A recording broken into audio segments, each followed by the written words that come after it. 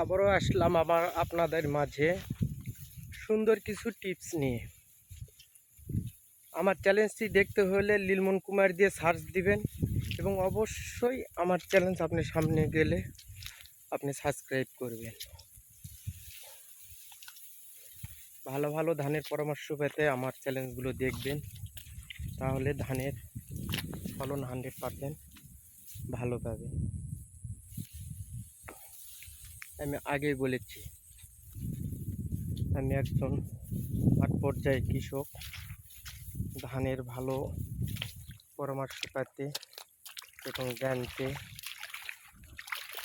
আপনারা সবসময় পাশেই থাকবেন। ধান এখন 4 ভাগের 3 ভাগ বেড়ে গেছে। এখন ধানের ওষুধ দিতে হবে আপনাদের ভালো ভালো। আপনারা ওষুধ দিবেন এই মুহূর্তে, ফুলের ওষুধ, সেটা হলো নাটিভো, পেনাম, এর সাথে কিছু দিবেন লেদা পোকার, তাহলে আপনাদের উপকার হবে। ধানের ফলন 100% ভালো হবে। আপনারা কেউ ভুল করবেন না। ধানের যে 2-4টা করে শীষ মরে যাচ্ছে সেগুলো যাবে, কেননা আগে থেকেই মাজরা ছিল, এই জন্য শীষগুলো মারা গেছে। আপনারা কেউ এই ভুল করবেন না যে ধান হয়েছে, ধানেতে কী ওষুধ দেবো, কী করব। অবশ্যই নাটিভো দেন, পেনাম দেন, যারা পারবেন মিস্টার টপ দেন।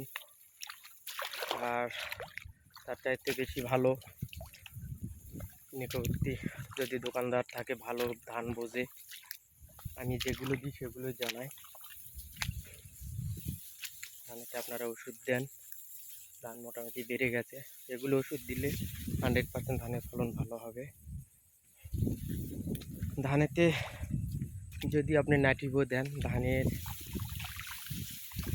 কালারগুলো ভালো হবে, ধানের শীষগুলো তরতাজা থাকবে, ধানগুলো একদম হলুদ হবে। ধানের কোনো ওষুধ দেওয়ার বিকল্প নেই, কেন এখন একবার দিলে পরে আর একবার দিলে আপনার ধানটা সুন্দর হয়ে যাবে। আপনারা সবাই ভালো ভালো ওষুধ দিতে পারলেই ধানের ফলন ভালো পাবে, কেননা আমরা কৃষক।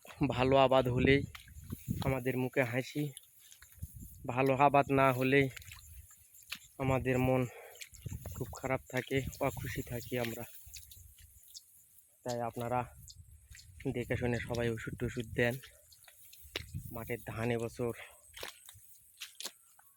মোটামুটি ভালো, কেননা যেহেতু এলাকার বন্যা হয়ে গেছিলো, গত বছরের তুলনায় অতটা ধান ভালো না, তারপরও দেখতে গেলে বছর হিসাবে অনেকটা ভালো।